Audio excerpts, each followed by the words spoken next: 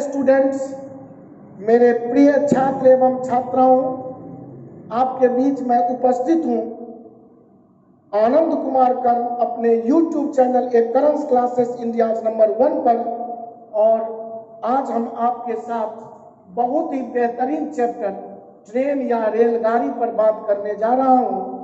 और यह ट्रेन या जिसे रेलगाड़ी कहते हैं अथवा नाव एवं धारा का भी प्रश्न हम इसके बाद पढ़ेंगे। अगला चैप्टर में अलग से वीडियो आपको मिलेगा। तो वस्तुतः यह सब टाइम एंड डिस्टेंस का ही एप्लीकेशन नहीं है, बल्कि प्योर टाइम एंड डिस्टेंस है। तो टाइम एंड डिस्टेंस में हम सभी जानते हैं कि जब भी कोई व्यक्ति या वस्तु कुछ दूरी तय करता है तो वह तय की गई दूरी में जो समय लगता है उस समय से अगर दूरी में हम भाग लगा देते हैं, डिवीजन कर देते हैं, तो इस प्रकार आने वाला रिजल्ट मेरा चाल का होता है। और इस संबंध में हमने विस्तृत व्याख्या हम फुल्ली कॉन्सेप्ट एंड थ्योरी का जो मेरा टाइम एंड डिस्टेंस चैप्टर है उसमें मैं वीडियो में सब जारी कर चुका हूं। तो यहाँ इस विशेष चैप्टर ट्रेन के लिए हम आज समझें कि चाल बराबर दूरी बटे समय में चाल को दोस्तों आप प्लस माइनस समझें कि चाल प्लस भी हो सकता है, चाल माइनस भी हो सकता है, और दूरी हमेशा प्लस होंगी बट्टा समय। और इस पर हम कुछ चर्चा आपके साथ कर रहा हूं। दोस्तों, जैसे दो ट्रेन एक ही दिशा में, ये 500 मीटर की ट्रेन है, ये 700 मीटर की ट्रेन है, या सपोज मान लीजिए कि यह 60 किलोमीटर पर घंटा से जा रही है, और यह मान लेता हूं कि यह 80 किलोमीटर पर घंटा से जा रही है। अगर दोनों एक ही समय किसी स्टेशन से एक ही दिशा में खुल जाए या कुछ देर बाद आगे पीछे टाइम लेकर खुले, तो मेरा एक कॉमन सेंस कहता है कि नीचे वाली ट्रेन जिसकी चाल 80 किलोमीटर पर घंटा है वह कहीं न कहीं आगे चलकर ऊपर वाली ट्रेन जिसका चाल 60 किलोमीटर पर घंटा है निश्चित ही कहीं न कहीं आगे जाकर पार कर जाएगी या क्रॉस कर जाएगी। तो सपोज इसको समझने के लिए ये 500 मीटर वाली ट्रेन है जिसकी चाल 60 किलोमीटर पर घंटा है, ये 800 मीटर वाली ट्रेन है जिसकी चाल 80 किलोमीटर पर घंटा है। और समझने के लिए मैं समझ रहा हूं कि इस पोजीशन में जब यह दोनों ट्रेन आपस में आएंगे तो ये 500 मीटर वाली ट्रेन का जो अगला पॉइंट है इंजन वाला, और ये 800 मीटर वाली ट्रेन का जो लास्ट डब्बा का पॉइंट है, यह जब एक दूसरे के सामने इस स्थिति में आता हुआ नजर आएगा तो हम बोलेंगे कि दोनों ट्रेन एक दूसरे को आर पार कर गई या पार कर गई। और इस पोजीशन में अगर मैं दोनों ट्रेन को स्टे कर दूं और यहां पर एक कॉन्सेप्ट की चर्चा करूं तो हम कह सकते हैं कि ये 800 मीटर वाली ट्रेन को इस पॉइंट से 800 मीटर इंजन तक आगे बढ़ना पड़ा, जबकि पार की है 500 मीटर वाली ट्रेन को। तो जब एक दूसरे के सापेक्ष पार करने की बात होगी तो कहेंगे 500 मीटर की दूरी इसे तय करना पड़ा है नीचे वाली ट्रेन को, और अपना 800 मीटर भी आगे बढ़ रहा है। इस तरह कहेंगे कि नीचे वाली ट्रेन को जो 80 किलोमीटर पर घंटा से चल रही है उसे 60 किलोमीटर पर घंटा से चलने वाली ट्रेन को पार करने के लिए वस्तुतः 1300 मीटर का डिस्टेंस तय करना पड़ा। और एक कॉन्सेप्ट यहाँ पर इसीलिए हम यहाँ पर दूरी प्लस लिखा। फिर समझे, अब मान लीजिए कि ये 500 मीटर का ट्रेन न होकर इसका मान लीजिए कि हम स्पीड को गौन करके इसे समझो कि एक प्लेटफॉर्म है या एक कोई रेलवे स्टेशन है या कोई सुरंग है या एक रुकी हुई रेलगाड़ी है।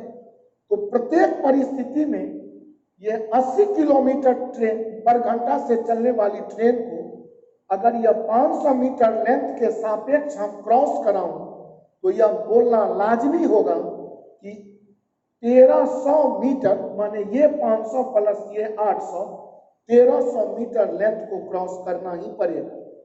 अर्थात कोई ट्रेन जब किसी अन्य ट्रेन को या सुरंग को या प्लेटफॉर्म को या कोई पुल को या रुकी हुई ट्रेन को या चलती हुई ट्रेन को पार कर जाए तो हम दोनों की दूरी, अभी हम समझ रहे हैं एक ही दिशा में था तो ट्रेन के लिए जोड़ा। अगर इसे मैं ठहरा हुआ वस्तु समझ लूं, प्लेटफॉर्म या पुल या रुका हुआ ट्रेन, फिर भी तो मुझे दोनों का जोड़ 1300 लेना ही पड़ेगा। इसलिए दोस्तों यहाँ दूरी प्लस लिखा हूं। फिर अगर ये दोनों ट्रेनें 1 घंटा तक चलता रहे तो 1 घंटा के बाद अगर सेम टाइम पर दोनों को खोल कर देखिए तो 1 घंटा में अगर यह 60 किलोमीटर जाएगी तो 1 घंटा में तो ये 80 किलोमीटर चली जाएगी। तो 1 घंटा के बाद या दोनों ट्रेनों के बीच अगर मैं फासला पूछूं तो आप तुरंत कहेंगे 80 में से 60 घटा लें तो कहेंगे 20 किलोमीटर का फासला पर घंटा। चूंकि यह भी किलोमीटर पर घंटा में था, यह भी किलोमीटर पर घंटा में था, तो कहेंगे 20 किलोमीटर पर घंटा का डिफरेंस सेम डायरेक्शन में जाएगा। अर्थात आपने चाल को जोड़ लिया, चाल को जोड़ा नहीं, घटा लिया। तो जब सेम डायरेक्शन में ट्रेन चलेगी तो दोनों का चाल माइनस होगा।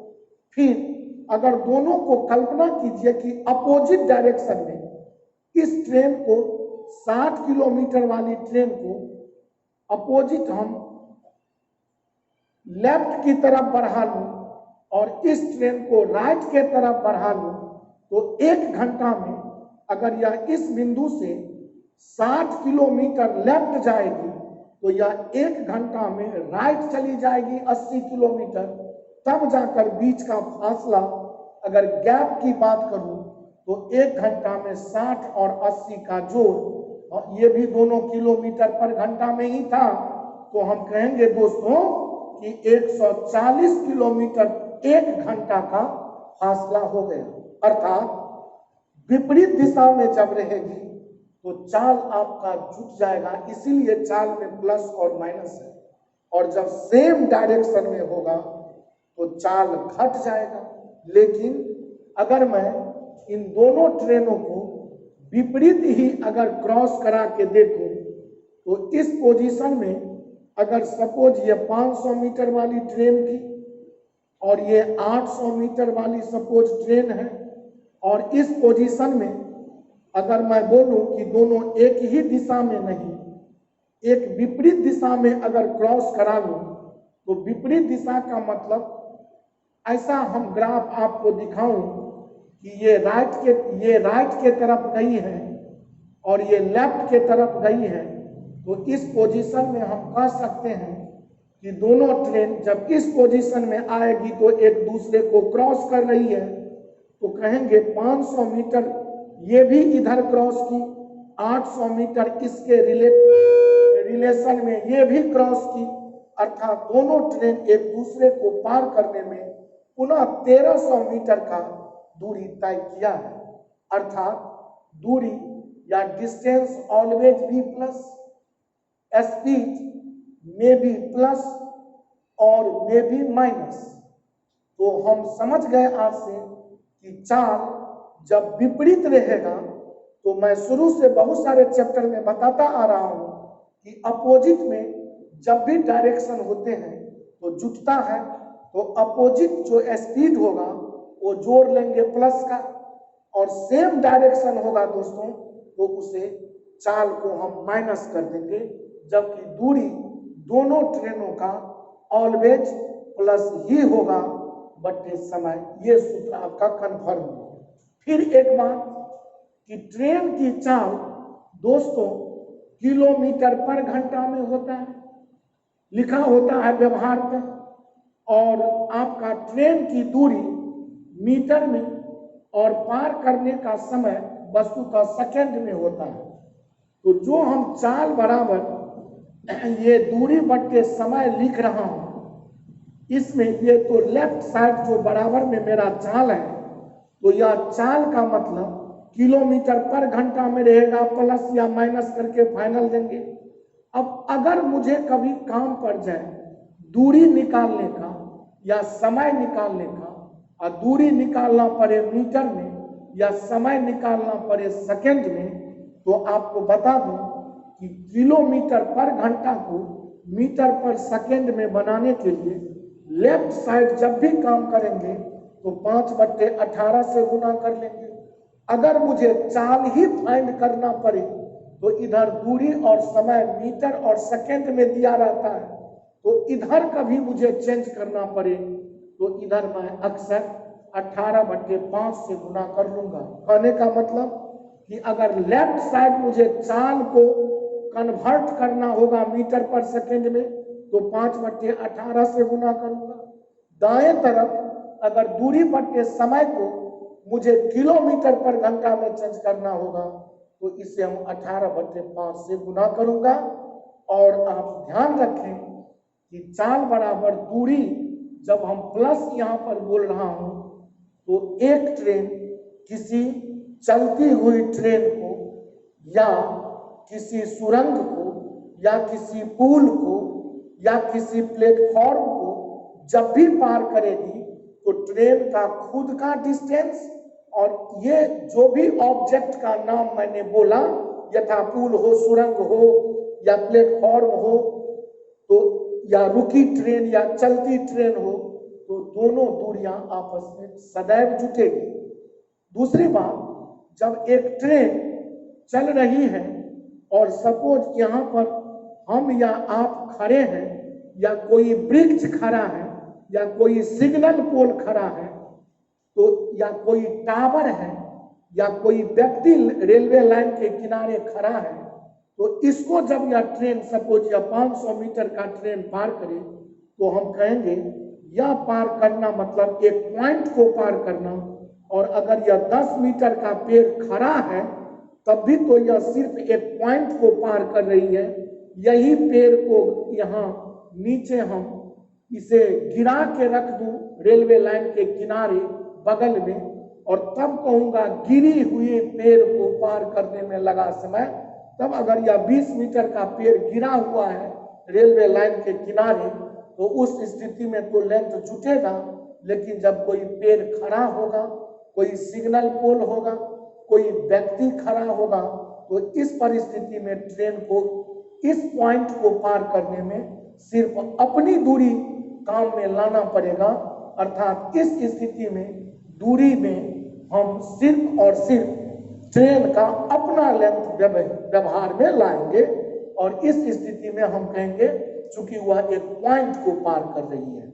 और इस तरह ट्रेन पर आधारित मैं 2-4 क्वेश्चन आपको अभी तुरंत समझा रहा हूं बनाने के तरीके, जिससे आप गौर से देखें। मैं पहला क्वेश्चन बोर्ड पर रख रहा हूं। जी हाँ दोस्तों, उदाहरण के तौर पर एक प्रश्न आपके सामने आपके मोबाइल स्क्रीन पर दिख रहा होगा, जो मैं तुरंत अभी अभी नोट किया हूं, जिसे आप देखें, समझें।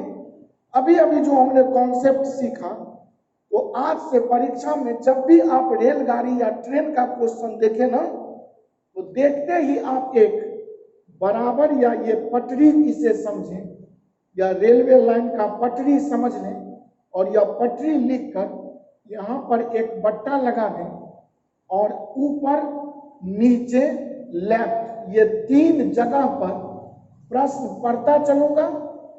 और जैसे आप स्टेशन पर सुनते होंगे यात्रीगण कृपया ध्यान दें, तो उसी तरह आप अपने ब्रेन को प्रश्न पढ़ते चलिएगा और खुद को यात्री समझकर समझेंगे कि यह अनाउंसमेंट है, और जहां आपको कह रहा है वहां पर या सिस्टम या टर्म को सेट कर देंगे, तो आप समझ लेंगे कि हम ट्रेन में सवार हो गए, ट्रेन खुल गई।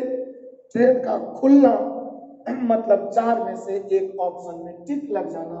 यही सिस्टम से आप ट्रेन का क्वेश्चन बनाएंगे। जिससे मैं आगामी वीडियो में बहुत सारे अच्छे अच्छे मोड के जो आज तक परीक्षाओं में हाई लेवल तक जो भी क्वेश्चन आया उसे देखेंगे।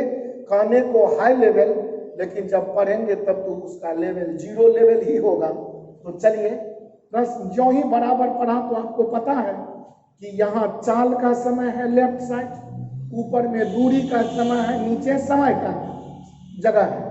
तो अब है 100 मीटर लंबी रेलगाड़ी। तो जो ही 100 मीटर लंबी रेलगाड़ी बोला तो आपका 100 मीटर का जगह यहाँ आ गया। जो 20 किलोमीटर प्रति घंटा की रफ्तार से चल रही है तो आपका 20 किलोमीटर पर घंटा लेफ्ट साइड आ गया। अब है एक टेलीफोन के खंभे को, तो आपको बताया था कि जब भी टेलीफोन के खंभे को ट्रेन पार करती है तो उस परिस्थिति में यहाँ पर जो दूरी प्लस होता है वह प्लस का इंतजार समाप्त हो गया। अब प्रश्न है कितना सेकंड में पार करेगी, तो you have to find time, और यहाँ पर हम टाइम का संकेत टी लगा दिया और सेकंड जो ही यहाँ निकालना पड़े। तो अभी अभी दोस्तों मैं बताया था कि चाल प्लस माइनस बराबर दूरी बट्टे समय, और तुरंत समझाया था कि अगर इधर मुझे मीटर निकालना पड़े कि टाइम सेकंड में निकालना पड़े कि दूरी मीटर में निकालना पड़े तो लेफ्ट साइड आपको गुना करना चाहिए। यहाँ पर सिंगल एक ट्रेन की चाल की बात कही गई, तो यहाँ चाल न जुटेगा न घटेगा। यह बहुत ही सिंपल क्वेश्चन हुआ। इधर मुझे फाइंड करना है तो 20 किलोमीटर पर घंटा के लिए लेफ्ट में समझाया हूँ कि इसे आप 5/18 से गुना करेंगे और 5 से 20 पंचे 100 से ऊपर 100 कट गया। टी के लिए 18 सेकेंड आपका ऑप्शन डायरेक्ट बच गया दोस्तों, और आपका ऑप्शन ए बिल्कुल ही सही है। मुझे विश्वास है कि आपको यह प्रश्न बहुत ही मजा दिया होगा और आप ट्रेन के क्वेश्चन को बिल्कुल ही समझ गए होंगे। प्रश्न पढ़ेंगे, बराबर का मतलब रेलवे लाइन का पटरी समझेंगे, बाएं तरफ चाल लिखेंगे, दाएं तरफ हम ऊपर में ट्रेन का दूरी माने ट्रेन का अपना लेंथ या दूरी का जो भी सिस्टम देगा उस दूरी को ऊपर में रखेंगे, टाइम को नीचे रखेंगे। लेफ्ट चेंज करना होगा 5/18 से गुना, राइट चेंज करना होगा 18/5 से गुना। सामान्यतया यही केसेस सभी प्रश्नों में आया करते हैं। दोस्तों अगला प्रश्न आपके साथ मैं पुनः रख रहा हूं।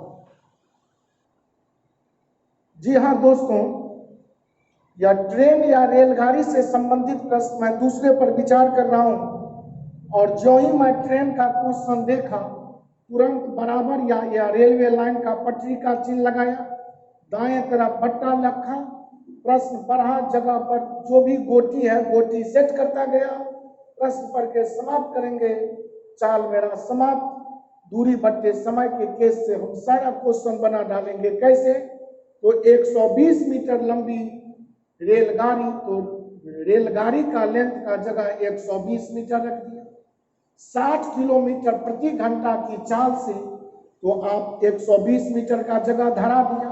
60 किलोमीटर पर घंटा की चाल से तो यहाँ तुरंत 60 किलोमीटर पर घंटा का चाल लिखा, या प्लस और माइनस इंतजार में है। 330 मीटर लंबा पुल, जो ही 330 मीटर का लंबा पुल हो, तो मैं बार बार अभी कितनी बार समझाया कि दूरी हमेशा प्लस होता है। तो पुल को पार करे, सुरंग को पार करे, रेलवे प्लेटफॉर्म को पार करे, या एक चलती ट्रेन अन्य चलती ही ट्रेन को, या एक चलती ट्रेन अन्य रुकी हुई ट्रेन को पार करे, तो in each case our duty to add both distance. तो अभी हम 330 मीटर लंबा पुल भी इसमें जोड़ दिया। कहता है कितने समय में पार करेगी, तो हमें टाइम बताना है। टाइम हमें सेकंड में चाहिए, मेरा ऑप्शन बता रहा है। ऊपर ये मीटर में है, नीचे टाइम सेकंड में चाहिए। हमें किलोमीटर पर घंटा को तुरंत 5/18 से गुना कर लेंगे, या 330 और 120 का मतलब दोस्तों, इसका अगर मैं जोड़ के हटा लूं तो इसका मतलब 300, 100, 450, और ये 450 को अगर हम काटें तो काट सकता हूं, या 5 से अगर काटूं तो कहेंगे 5 9 में 45 या 90 मरतबे कट गया, या 20 तिया 60 सॉरी, या 30 दूनी 60, या 30 तिया 90, या 2 से 2 9 में 18, 9 का क्रॉस गुना 3 से, तो t बराबर 9 तिया 27 सेकेंड। दोस्तों आपका आंसर आ गया सी, बिल्कुल करेक्ट ऑप्शन आ गया। और इस तरह मैं बार बार कह रहा हूं कि ऐसा कोई भी प्रश्न आएगा तो पढ़ देंगे, जगह धरा देंगे, कैलकुलेट करके तुरंत उत्तर में चले जाएंगे। और इस तरह मुझे विश्वास है दोस्तों कि आपको यह चैप्टर काफी ही सरल लग रहा होगा। मैं एक और प्रश्न पर विचार कर रहा हूं जो आपके सामने है। दोस्तों अगला प्रश्न आपके स्क्रीन पर ये रहा और इसे गौर से देखें। और इसके बाद मेरा जो अगला वीडियो होगा ट्रेन पर, उसमें मैं different type, different mode, different nature के क्वेश्चन से, प्रॉब्लम से आपको अवगत कराऊंगा। और मजे में आप वीडियो को देखते रहें, बने रहें। This is the last question for today's video. समझें कि 114 मीटर लंबा, हम तो पहले बताया कि ट्रेन का क्वेश्चन देखेंगे, बराबर का चिन्ह रखेंगे, इधर लकीर खींचेंगे और जो ही कहा 114 मीटर लंबा तो इसका जगह यहां धरा देंगे। फिर तथा 126 मीटर लंबी 2 रेलगाड़ियां, तो तुरंत मैं बता चुका हूं कि दोनों का दूरी जोड़ देंगे। क्रमशः 48 किलोमीटर पर घंटा तथा 60 किलोमीटर पर घंटा की चाल से एक दूसरे चाल से समांतर पटरियों पर एक दूसरे की ओर चलती है। तो एक दूसरे की ओर आना मतलब अपोजिट डायरेक्शन आना, और इस तरह यहाँ चाल को जोड़ना पड़ेगा। तो हम 48 और प्लस 60 कर लेंगे, यह मेरा चाल है। और तब पूछता है कि मिलने के बाद वे एक दूसरे को कितने समय में पार करेगी। तो you have to find the value of time. Time आपको बताना है। आपको बता चुका हूं कि यह 48 प्लस 60 चूंकि किलोमीटर पर घंटा में है, तो इसे हम 5/18 से गुना करेंगे। और अब कहेंगे 48 और 60 का जोड़ 108, यहाँ 5/18 से गुना करेंगे। और इधर हम दोनों का जोड़ देखूं तो यह 240 होगा। अब बट्टे टाइम बताना था, 18 छक्के 108, 5 से 6 का गुना 30 और 30 अट्ठे 240। मेरा टाइम क्रॉस गुना कुछ नहीं, एक इधर का गुना 8, कहेंगे 8 सेकेंड में यह एक दूसरे को पार कर जाएगी। और इस तरह मेरा आंसर ए बिल्कुल ही करेक्ट आ गया। मैं बार बार बता रहा हूं दोस्तों कि कोई भी चैप्टर को अगर बखूबी कॉन्सेप्ट समझकर आगे बढ़ाया जाए तो मेरा पूरा मानना है कि आप कहीं भी किसी तरह की परेशानी, दिक्कतें या किसी भी प्रकार का ट्रबल या कोई प्रॉब्लम आप नहीं कहीं भी देख सकते हैं। इसी आशा और विश्वास के साथ कि आपको यह वीडियो जरूर पसंद आया होगा। अगर वीडियो पसंद लगा हो दोस्तों तो आपसे रिक्वेस्ट है कि आप मेरा चैनल जरूर सब्सक्राइब कर लेंगे, बेल आइकन दबा लेंगे, ताकि जो भी मैं आगामी उपयोगी वीडियो आपके लिए अपलोड करूं तो इसका नोटिफिकेशन सर्वप्रथम आप तक पहुंच सके। और मजे में आप जहां भी हो, आप मेरा वीडियो देखकर अपनी तैयारी की गुणवत्ता को बहुत उच्च स्तरीय आयाम तक पहुंचा सकते हैं। तो आज के लिए बहुत बहुत धन्यवाद दोस्तों। मैं जाते जाते पर डे अपने कोचिंग के डायरेक्टर मिस्टर नाजू जी का टेलीफोन नंबर आपके बोर्ड पर मैं रख दिया करता हूं। आप कोचिंग संबंधी किसी भी प्रकार की जानकारी मिस्टर राजू जी से प्राप्त कर सकते हैं। 99 34 84 97 98। मैं आशा करता हूं कि यह वीडियो आपको जरूर पसंद लगा होगा। अगर वीडियो पसंद आए दोस्तों तो लाइक बटन शेयर करना नहीं भूलेंगे। साथ साथ अगर पसंद न आए तो आप डिसलाइक कर देंगे, इससे भी मुझे बहुत खुशी होगी। बहुत बहुत धन्यवाद। So much thank you. आज के लिए tata, bye bye, thank you.